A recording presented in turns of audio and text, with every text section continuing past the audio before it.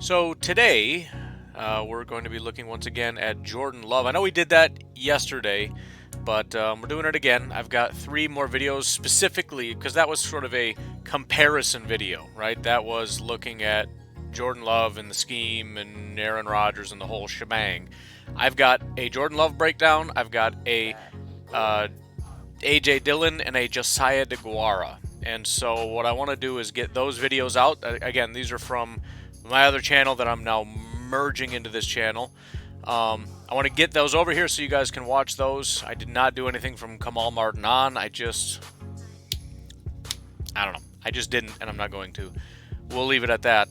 But in the background, starting tomorrow at roughly 2 o'clock in the morning, I'm going to be starting my doing my mock draft. So I've got my full first round, number 5, and I've got more team mocks, and I'm hoping to knock a bunch out. So I've got a full week lined up doing one a day.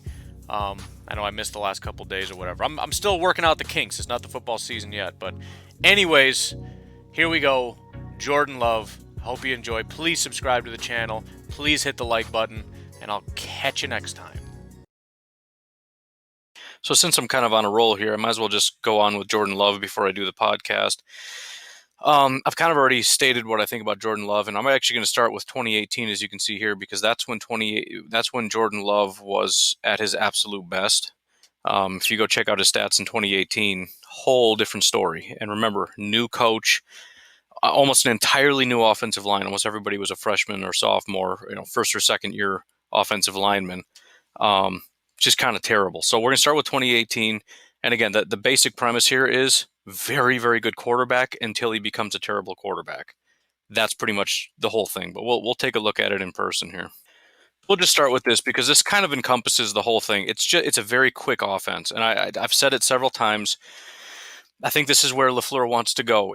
You're going to see a lot of option, not exactly in this play, but again, everything looks the same. So everything starts off looking like a handoff, and then the ball usually comes out very, very, very quickly, which I think is what you see more teams doing now. It's about being efficient.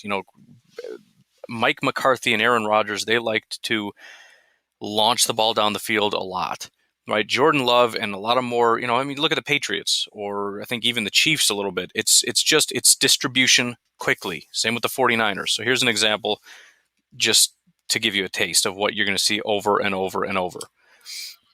Gets the ball, sees the guy, ball comes out quick. It's a great throw. I mean, it's on a dime. It's just a laser. I mean, he launches these things right where it needs to be. But, I mean, that's obviously nothing special, but this is a summary of what you see a lot. Very quick decisions, very good throw, just right on target. And to be clear, I mean, we're talking 9 yards. And this is what I've been saying the Packers need to get back to, like with Randall Cobb, why I wanted KJ Hamler. These quick little routes, it's not like these are 2-yard plays. We're talking 9 yards. I'm just saying, let's stop trying for 40 yards and let's just get 9 yards, please. Again, just another little example. Now, this is the reason I'm highlighting it. It's 3rd and 7. There's going to be real quick reads. You got to be able to see it quick, throw it quick. You can't stop and think about it. Well, maybe, kind of, sort of. No, you got to do it. So here he goes, looks, second read, waits till he gets open. Then he throws it. If you look, he kind of throws it to the backside. If we can try to stop this at the right time. He's right here. Actually, he's going to run up this way. Here's the guy here. If you throw it out in front of him like you normally would, it's going to get picked. He's going to throw it behind his shoulder here so that it's away from the defender. That's a fantastic throw. So regardless of the success of the play, this is, I think, a little bit more the Matt LaFleur kind of, I guess, trickery, or you don't really know what they're going to do. It's going to be a handoff that turns into a quarterback keeper that throws it, turns into a pass.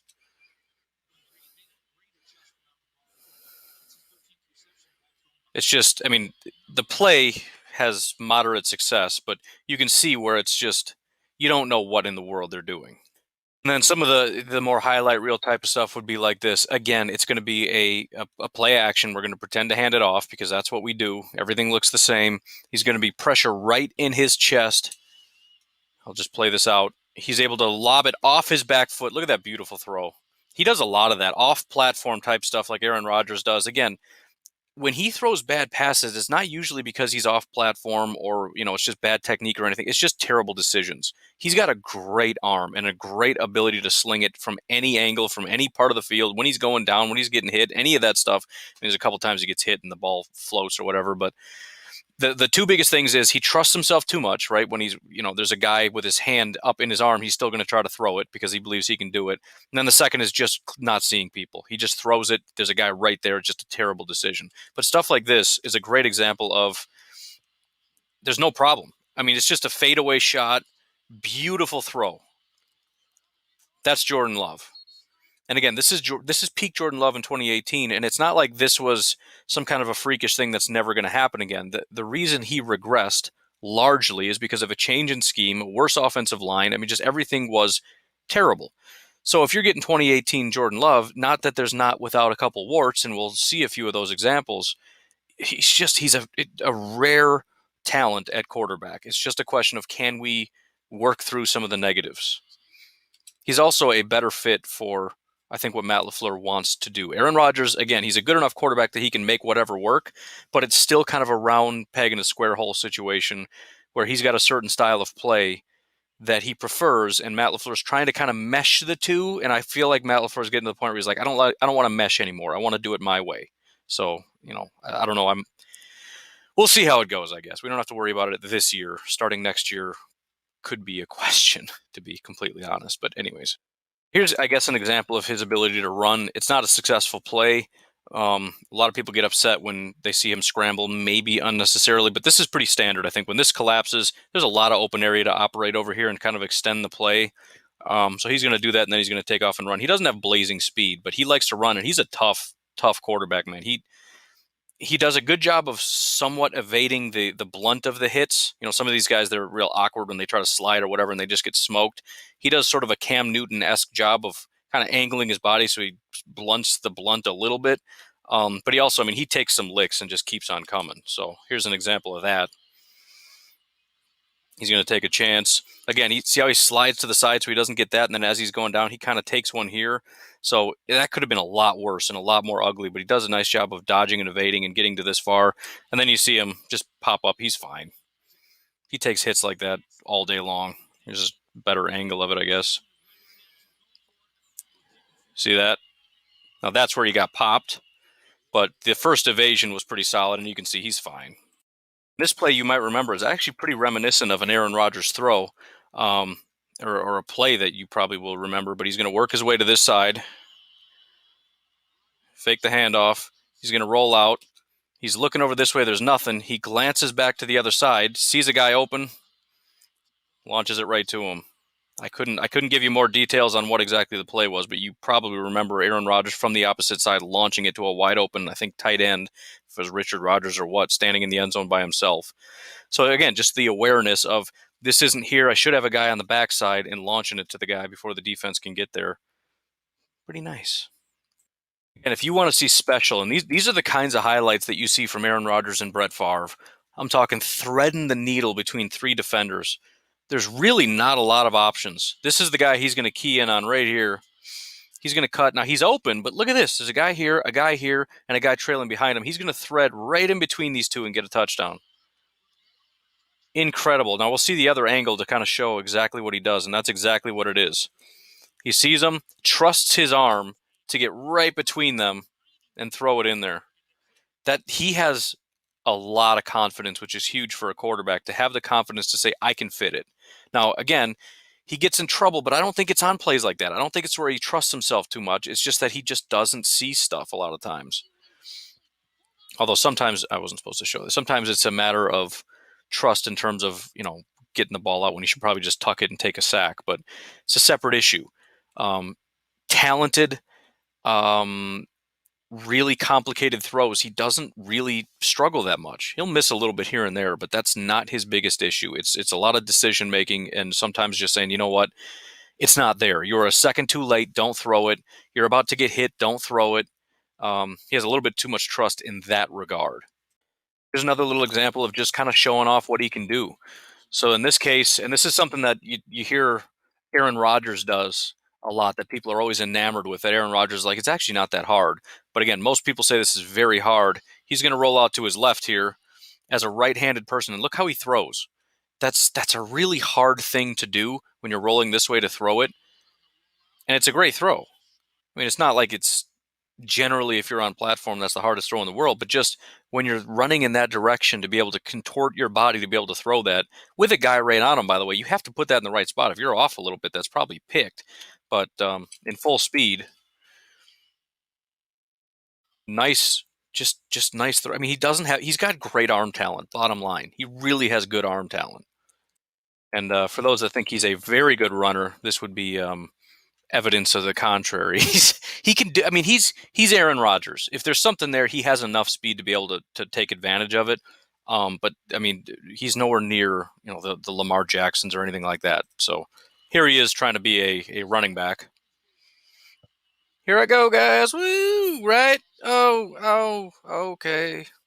Not so much. Other little simple thing that I feel like I shouldn't have to say, but how many times have we been screaming to Aaron Rodgers, just throw it to the check down, just give it to the check down, please just give it to the check down. You can tell Jordan Love wants something, right? He's looking, please, please, please, the pressure's getting, nope, forget it, right? Once the pressure gets here, he says, forget it, I know he's there, and he throws it. And look at this. This is why you do it. It's a first down. So it's 2nd and 9. He wants to go down the field. As soon as the pressure gets to a certain point, a little clock goes off in his head. Oh, well, I guess I'm dumping it. He does, and it gets a first down.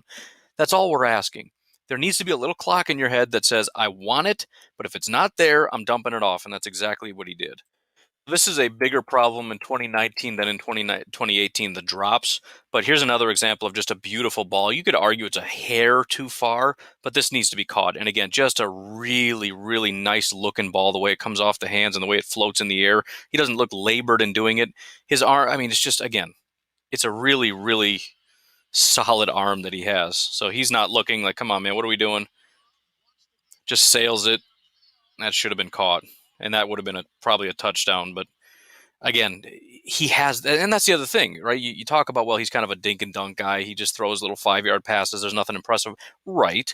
But similar to Trubisky, and I hate to use that example, but this is, hopefully he is what they hope Trubisky would be. It's a lot of that type stuff. We're going to work the tight ends. We're going to work the short game. We're going to run the ball a ton.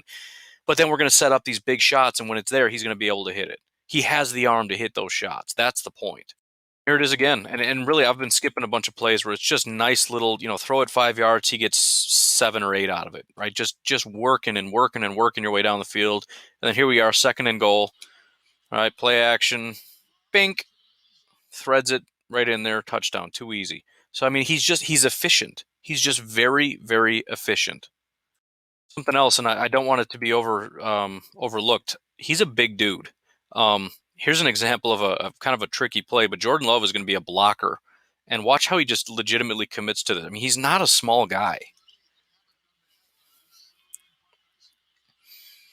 I mean, it's again, you might look at it and go, "Oh, wow, that was really nothing." Okay, compare that to what most quarterbacks are going to do. You're not even going to let the guy touch you, right? You kind of just stand in the way and then run away from him.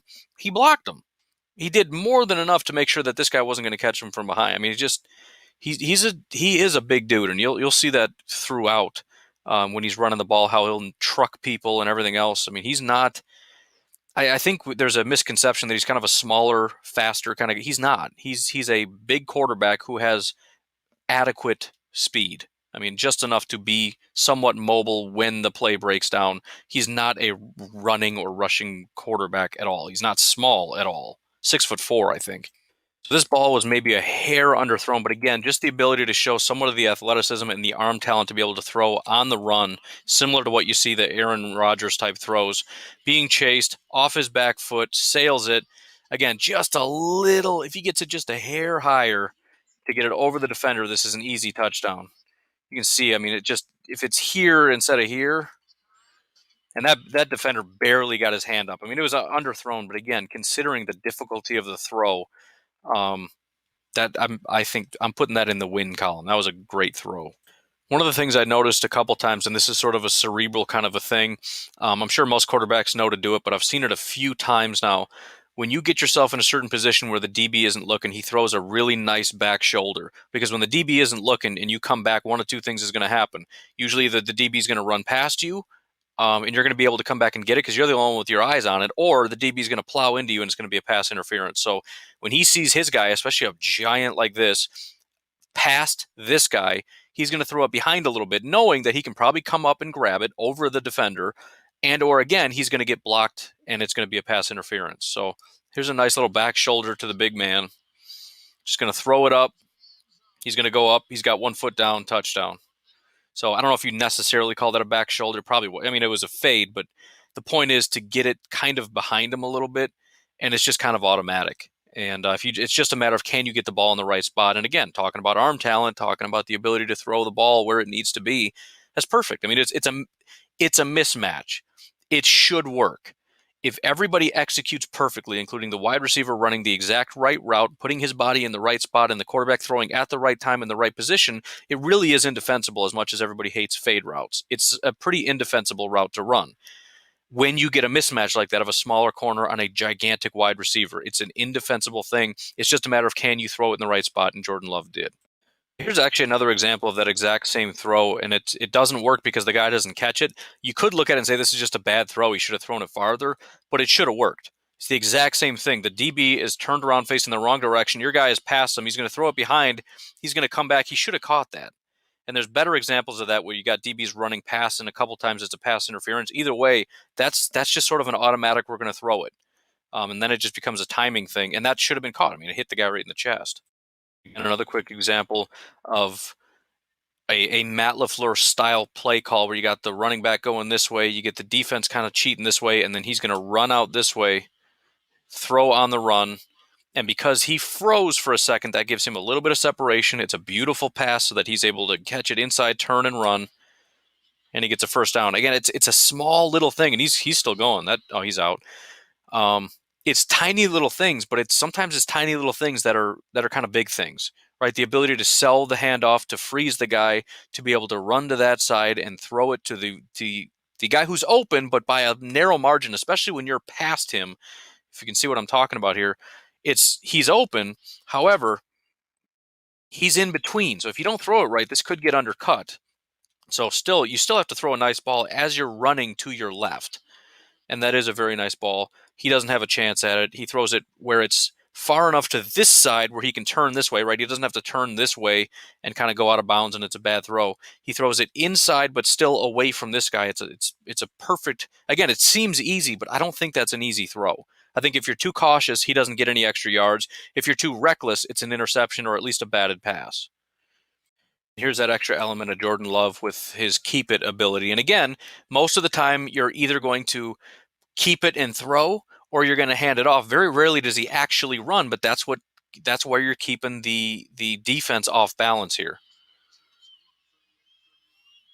Look, they don't know what to do. Like, he's not crashing down on him. He doesn't know if he's blocking or if he's going to go run a route. He's still hanging back. He's not crashing down. They're nervous. They think he's going to run. Look at where he is by the time he cuts up. He's still worried about this guy over here. So he's way off balance. Maybe a tiny hold there, but whatever. And then he's got enough to just plow through. Right? He's big enough to where that's so I'll do that in full speed. I know that's annoying that I talk through it, but here he goes. They're all off balance. Easy run. That couldn't be any easier. And this guy throws a shot at him, but he's, again, 6'4", 235 or whatever he is. It doesn't even leave a dent. Here's a better angle of it. Bink. Nothing. Here it is again, and I know I've shown this a couple times, but again, I think it just kind of shows off a little bit of the arm talent. So here he is. This is what you want, but again, he's worried because this guy's in the way, so it's not going to work. But what does he do? He's going to jump toss, and he gets it right to him. So again, it's just smart to not throw it, but to still know that's your guy, to get the ball to him, and you get it's 3rd and 5. I don't know. First 2 plays must have been run plays, so it didn't end up being a first down, but solid, smart, good throw. So switching it up now, I want to go to a 2019 game. And if you look at, for example, a lot of people are ragging on because LSU, look at the score. Dude, it's LSU. Give me a break. But I want to look at a 2019 game against Nevada.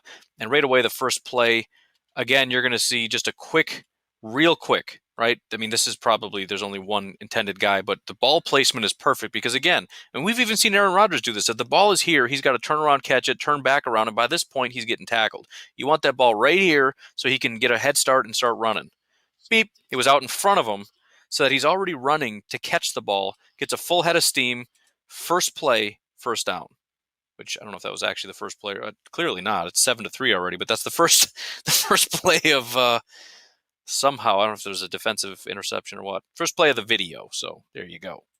This again, 2019 is a different thing. You're going to see him under a lot more pressure. You're going to see a lot more drops, and you're going to see a lot more bad decisions. I think all of these things kind of work hand in hand, but here's a great example of a beautiful throw and a drop pass. So there's pressure, steps up into it, just hits him right in the hands, and he dropped it. So let's see if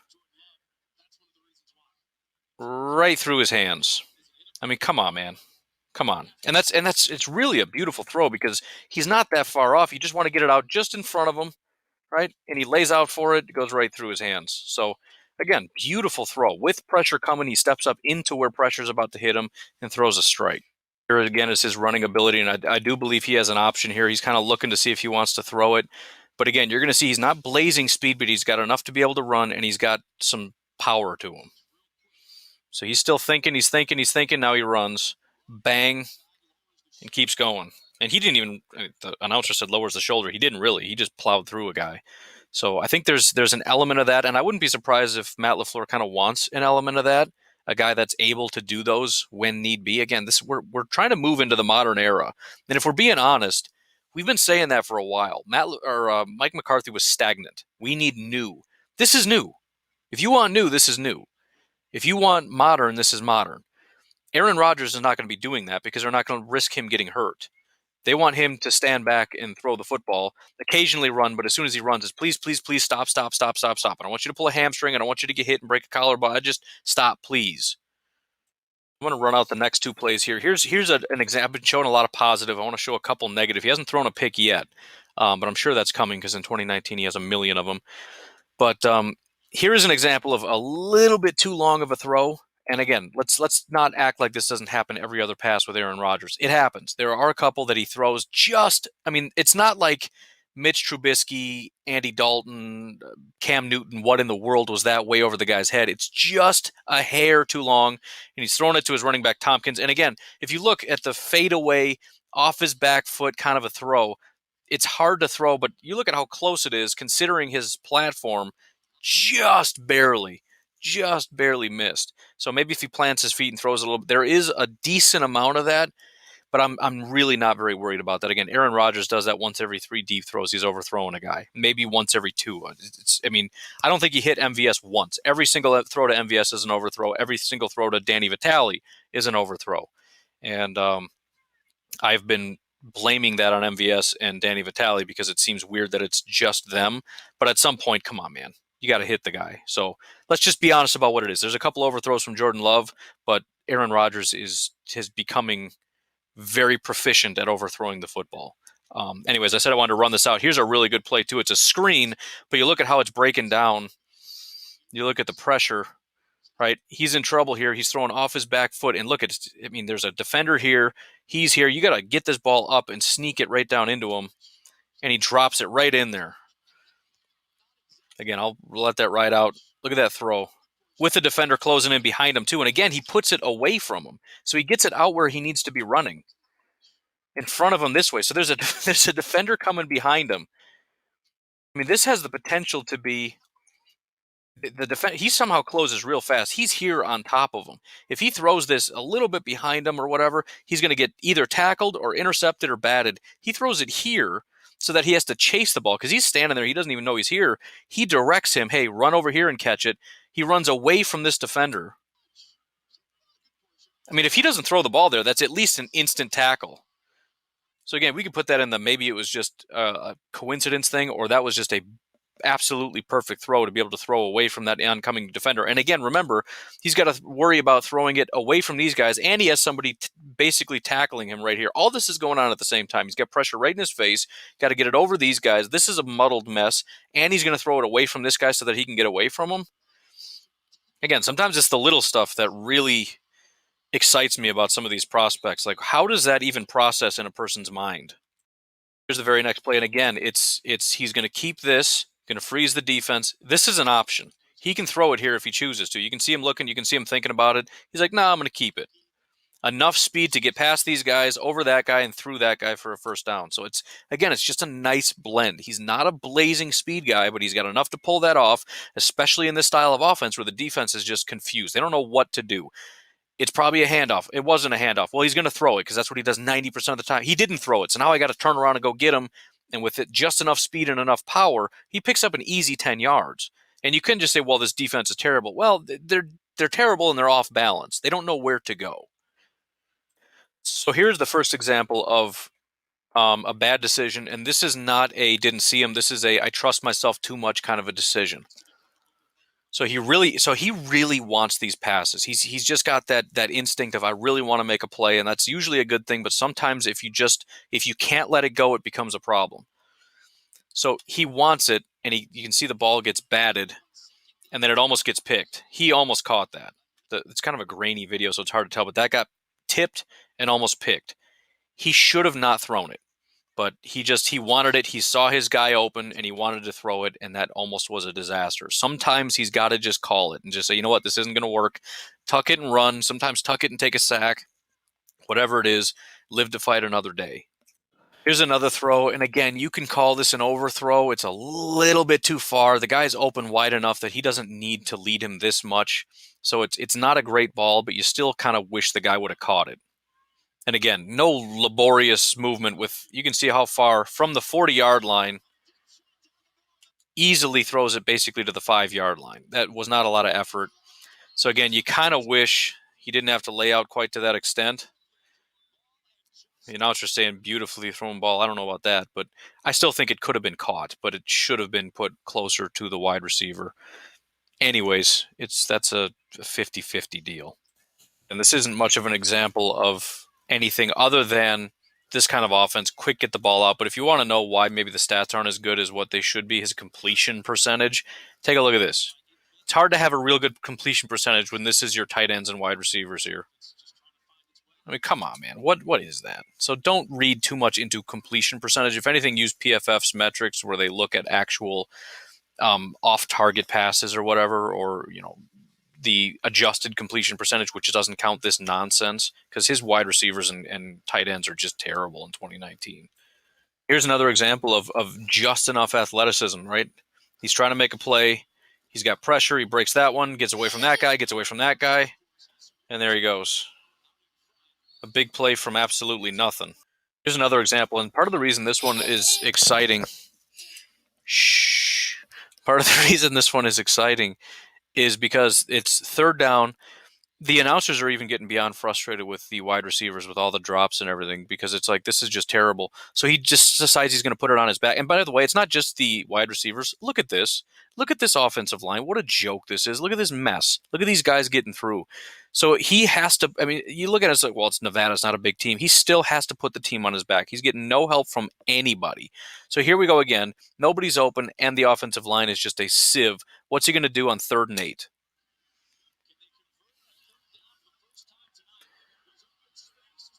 First down. Again, just putting the team on his back, man. It's just nobody's getting any help, but he's going to find a way. And another example of off the back foot, right? Pressure immediately in the face, off the back foot, little wide receiver screen. And that pressure was intentional because you want to get everybody away from there so there's a wide open area. But still, and again, you look at it and say, well, that's an easy throw. Not really. When you're fading away like that, and again, the placement is important. We've seen them many times, even with Aaron Rodgers, where you get the ball here, sometimes he just throws it in the dirt, you throw it up high. If you don't put it like right here, and he has to stop, these guys are going to hit him. This is about perfect placement so that he can catch it and run, because it's a very quick play, and these guys are going to be there fast. So again, you throw it here, here, here, or here, not going to work. It's got to be here, or at least away to where he can run to it. Throws it so that he can catch it and run instantly. That's the difference between a big play and just an instant tackle, is putting the ball in the right spot. And when you're, again, fading away, that's not the easiest thing in the world to do. We've seen Rodgers, with both feet planted, throw the ball right in the dirt. It's not always as easy as it seems, so I'm going to give him credit for that. And he's been doing that consistently through the 2 games that we've watched, just really nicely placed balls on these short passes. Very next play again, play action to freeze the linebackers up, got the guy, boom. Just a strike, easy touchdown. And again, a lot of this is play design. We're going to do a play action so the linebackers stay tight. He's going to curl inside above the linebackers, and I'm just going to throw it right to you. Easy touchdown. It's a design, but it's also about you have to do what I say when I say it. You can't hesitate. You can't think. You can't improvise. Just do what you're told. He did it. Instant touchdown. Again, this might be seen as sort of a nothing thing, but just keep an eye on the confidence under pressure and the ability to keep his eyes under it. He's not stressed at all when he has to run. He's got people chasing him. Look at him. He's just kind of hopping. No, no, no big deal. Eyes downfield. He's just going to throw it away, which again takes a good amount of strength to throw off your back foot and just launch it out of the backfield. But again, just the confidence of it. He's not He's not worried under pressure. Now his stats under pressure aren't great. The stats under pressure thing can be for a lot of reasons, including um, some of those are his deficiencies. Some of them are guys not catching the ball, whatever the case may be. But it's nice to be able to see a guy when you got the entire defense bearing down on you to be able to just not worry about it, just kind of roll out, keep your eyes downfield. Let's see what we got. Nah, there's nothing there. I'll just throw it away. And he just, with both feet in the air, which again is something Aaron Rodgers does and basically nobody else does that we know of, 2 feet in the air is able to just sail this thing easily out of bounds. Finally, we get our first pick in these first two games. And again, it's just a little bit trusting the arm too much, thinking you can thread it in and just maybe not throwing quite the right ball. Um, but you can see he sees the guy he really wants. He tries to thread it in there, but it's way too tight. And again, you got this and this. The odds of threading that in there are very, very small. So it's not as though this is a terrible throw, right? I mean, if this guy isn't draped on him, fine. But it's just the fact that he just shouldn't have thrown it. Is the bottom line. It's not an arm thing, it's a mental thing. Don't throw this ball. He just trusts himself too much. I can fit it in there. So obviously it gets undercut, intercepted. I don't know what the penalty is or what ends up happening, but either way, regardless of that, just don't throw that ball. That's all there is to it. And that's going to be his biggest thing, is not trusting himself so much that he says I can squeeze it. Because sometimes he does, but then sometimes you get this. And in a way, I would say, as much as his play style mimics Aaron Rodgers a little bit, stuff like this makes me think he's a little bit more Brett Favre. Now, he's not just a gunslinger, but he has so much confidence in his abilities that sometimes he's going to throw highlight reel throws, sometimes he's going to throw interceptions. And as frustrating as that is, let's not pretend we didn't love watching Brett Favre slinging around. I mean, he was a great quarterback for a very long time, did some great stuff, and you lived with the interceptions. So I tend to think even at his peak, Jordan Love is going to be a lot less cautious as far as wanting to throw tight passes, whereas Aaron Rodgers will do it occasionally, but especially in the later years, he doesn't even try it as much anymore. A lot of those highlights threading between, like in the Super Bowl, just right in between guys' hands, getting into somebody's chest for a touchdown. You don't see that much anymore. He's really kind of reined it in and doesn't even try that. I think Jordan Love's willing to try that. The good and the bad will come with that. Actually, I just listened to the penalty. It did say pass interference on number one. Who is this guy right here? So it's entirely possible that maybe he grabbed him and pulled him to be able to launch himself to get that interception. So even that is questionable whether or not he should or should not have thrown that. It's possible he was open, and then the pass interference is what made this a bad throw by grabbing him or whatever. Either way, little dicey. Another perfect example of what 2019 brings. Lots of pressure, confidence in the pocket, finds a way to get the ball to his guy by jumping in the air, just completely off platform, and then just a ridiculous drop. I mean, just absolutely absurd. So great job. No fear in the pocket. Jumps up to make sure that he can get the ball to the guy. He gets it to him and he drops it. And don't even give me this, well, it was behind him nonsense. Baloney. Catch the ball. It's ridiculous. There's another example of athleticism. As things break down, he's just going to step up and take a couple yards. And again, watch at the end how it looks kind of ugly, but how he evades the hits. Neither of those guys hit him. Again, Cam Newton does a great job of this. He's going to slide here. He's going to go out in front of him. And he's going to get his head down so that he goes over him. Nobody really even touched him. So again, he's going to pick up a couple yards when things break down, which is always. His guys aren't ever getting open, very rarely anyways. Occasionally they do. And the offensive line is just going to completely break down. So he's just going to tuck it and run. That's perfect. Here's another example of confidence getting the best of him. Just tuck the ball and call it another day, right? He sees a guy, he really wants it. Wait, I got enough time.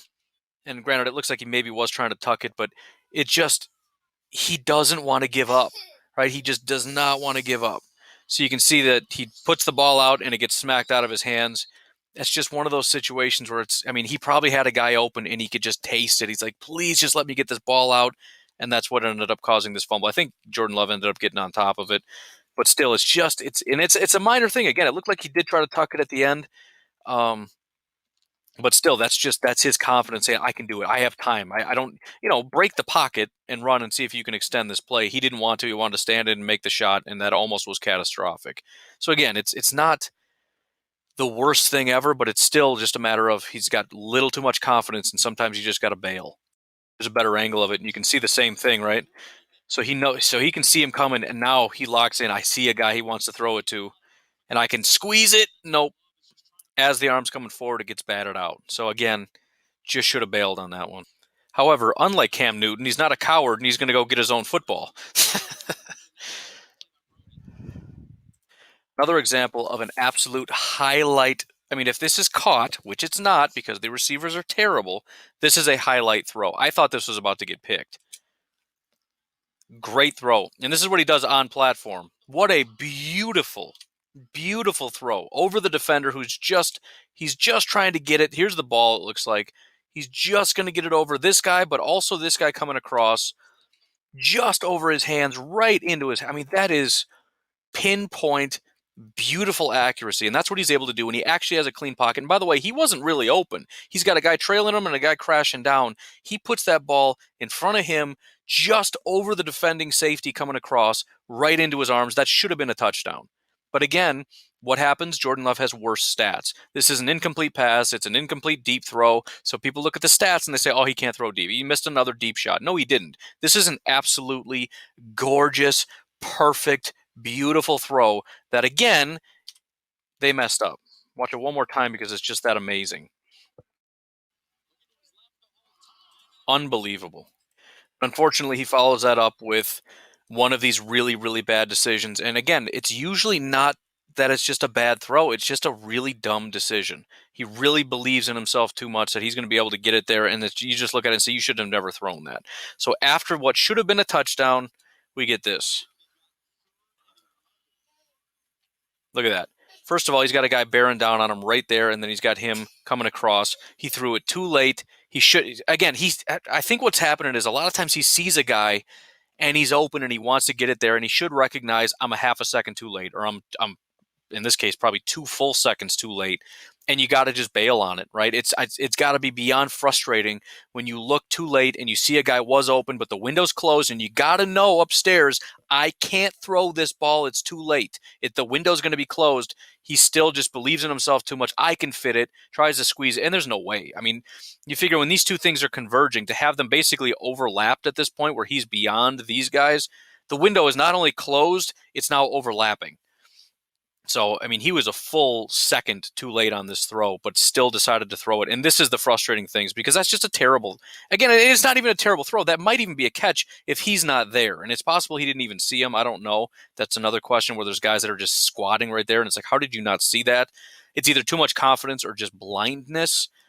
Either way, it's possible if you take him away. I mean, he's still trying to thread this in a really tight spot, but he never should have thrown that. And that's the frustrating thing, is he makes throws like that. And sometimes it's just at really, really inopportune times. And that's what scares me and makes me worry that it's more of a Trubisky type quarterback, because you get these great drives, you get these great throws, and then you get that. And when you got the game on the line and you got him making crazy decisions, it just makes me nervous. And again, I don't know to what degree coaches can coach that kind of stuff out of you, to where you really just drill it in a guy's head, you got to live another day. Just don't do that. I don't know. But again, this is a lot of really, really, really good and then just bad. And look at that. Look how closed that window. And besides that, he's going back for the ball. I think this was about to be picked twice. I think he threw it behind him. This guy very likely could have picked it. This could have been picked twice. So it was a bad ball, and it never should have been thrown to begin with. So just, that's the kind of ugly that pops up occasionally. Another example of his mobility. Again, he doesn't see anything. He sees a little hole. He's going to take it. He's got enough agility to make the first guy miss, launch forward. He picks up 9 yards out of that. I don't know if they didn't blow the whistle. He obviously thought he was down, but still got the ball anyways. Again, I just can't get over these, because eventually I'm waiting for a bad throw. It's set in the perfect spot every time. And again, I don't think that's nothing. And the reason I don't think that's nothing is because I've seen Aaron Rodgers throw that ball in the wrong spot so many times. You can see the difference. When he throws that behind a guy, above a guy, too low, it's an instant tackle. Putting that right in the right spot in front of him so that he's moving forward when he catches it, It's critically important, and Jordan Love just apparently doesn't miss that, which is a really good thing because we throw that a lot. And you look at this, and the interesting thing about this, not only are we getting into the fourth quarter, they're up by a bunch. This offensive line is just getting whooped. I mean, there were like 2 sacks in the last 4 plays. It's just been ugly, and he's just trying to get the ball out to anybody. He's fitting it in these tight little windows, just trying to get the ball out to anybody. But then they follow up with this. Watch this. He's got time, plants his feet, launches it. That is solid coverage with just enough separation. He puts that ball just where it needed to be, just low and away. He threw that to the 10-yard line. He's throwing it from the 35. Again, 35 to the 10, right there where only he can get it. I mean, it's a beautiful throw. That's all there is to it. Here's the other angle. Even the announcers are saying this is an NFL throw, and look at that. It's more impressive from this angle too. You look at where everybody is. He's throwing the ball here, his receiver's here, and he's covered. And props to the wide receiver for going to get it, but I mean it's a beautiful throw, and to be able to visualize where that needed to be. I could do more. I watched a lot of different games, and I didn't pay attention to which ones are which, but I think that gives you a general idea of what Jordan Love is. I think he's got a lot of arm talent, short, intermediate, and long ball. The touch, the ability to use some speed behind his ball, the athleticism is solid. The only real question is the decision making and the constant. I shouldn't necessarily say constant, but too many really ill-advised throws in which he says, "I think I can fit it in there," or "It's too late, but I'm still going to throw it because I'm upset that I missed it," or whatever. Which turn into interceptions. And again, neither of these games were all that bad. I think if you look at, go back here, maybe BYU, I think is the one. He has like 5 interceptions in that game. So if you want to see him at his absolute worst in a bunch of those bad decisions, and by the way, BYU is the one that I watched when I did my episode that said he is Trubisky and I don't want him. However, you pick anybody in their worst game, granted 5 interceptions or however many he threw is ridiculous, but you're going to have a pretty skewed view. Now, if you want to hate him, go watch him against BYU. If you want to love him, you can pretty much watch any of these other games. Wake Forest, Colorado State, whatever. There's some really, really good games with some really, really good throws. But in just about every game, especially in 2019, there's going to be at least one of those throws where it's like, oh, come on, man, what was that? So again, that's about it. I like everything about the guy, but there are some decision-making questions, and I think he's a prime candidate to sit for a year or two, learn from a guy like Aaron Rodgers, who all the things that Jordan Love does well, Aaron Rodgers has already mastered. And so there's no better situation for Jordan Love than to sit behind Aaron Rodgers. Zero better situations. So we'll see how it goes. That's about all I got for you.